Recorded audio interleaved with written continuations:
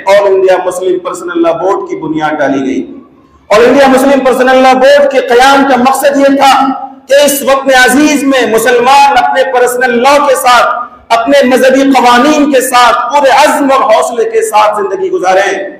वो किसी भी मकतबे फिक्र में हो, वो किसी भी मसलक को मानने वाले हो, उनका ताल्लुक किसी भी मकतबे फिक्र से हो, मुसलमान अगर इस मुल्क में रहता है तो पूरे हौसले के साथ जिएगा। और जब भी उसके पर्सनल लॉ पर कोई हमला होगा तो मुसलमान सीसा पिलाई हुई दीवार बनकर हुकूमत से अपने हुकूक की लड़ाई कानून के दायरे में रहकर लड़ेगा। चुनांचे All India Muslim Personal Law Board की तश्कील के बाद उस वक्त के जो हालात थे, वो हालात ये थे कि इस मुल्क में अदालत ने एक बिल पास किया जिसको मुतबन्ना बिल कहा जाता था। कुरान करीम का हुक्म है कि बाप की विरासत में जो उसका नस्बी बेटा है उसे विरासत मिलेगी, गोद लिए हुए बेटे को विरासत नहीं मिलेगी। अदालत ने फैसला दिया कि ये गोद लिया हुआ बेटा नस्बी बेटे की तरह है, जो बाप के हिस्से में नस्बी बेटे की तरह बराबर का शरीक रहेगा।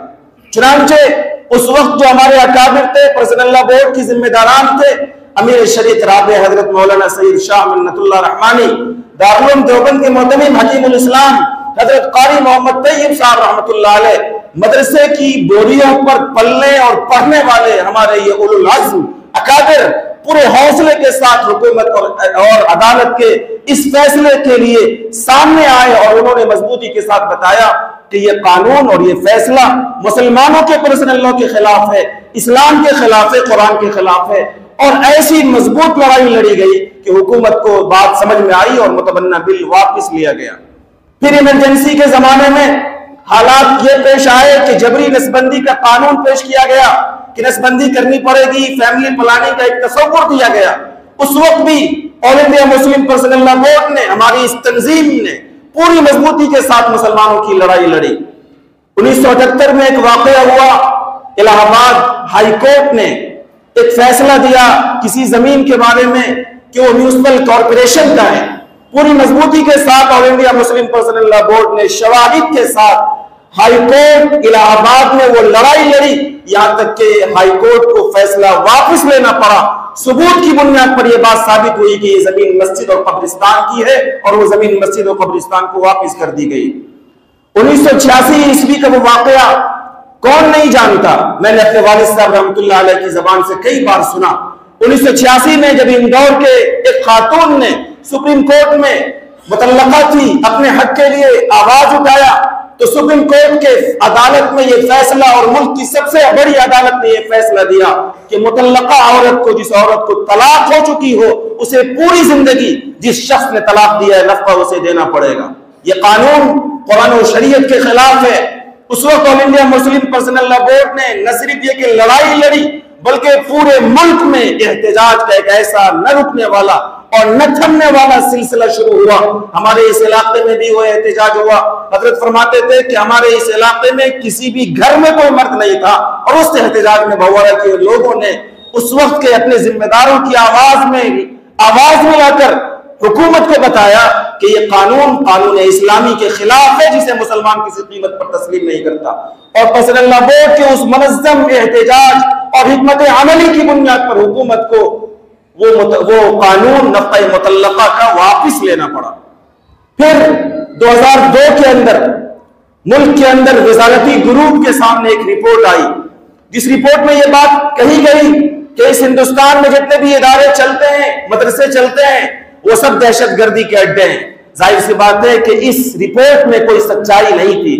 उस वक्त फिर all India Muslim Personal Law board ने उस रिपोर्ट का मुफस्सल तज्ज़िया पेश किया। All India Muslim Personal Law board के मर्द आहन अजीम जनरल सेक्रेटरी अमीर शरीयत साबिक़ हजरत मौलाना सैयद मोहम्मद वली रहमानी नव्वरल्लाहु मरक़दहू ने मदारिस कन्वेंशन किए, कॉन्फ्रेंसेस किए और बड़े बड़े इजलास मुनाकिद किए और उस रिपोर्ट का तज्ज़िया पेश करके ये साबित किया कि ये रिपोर्ट सच्चाई से हम आहंग नहीं है। चुनांचे मदारिस पर जो खतरनाक बादल मंडला रहे थे वो लौट गए।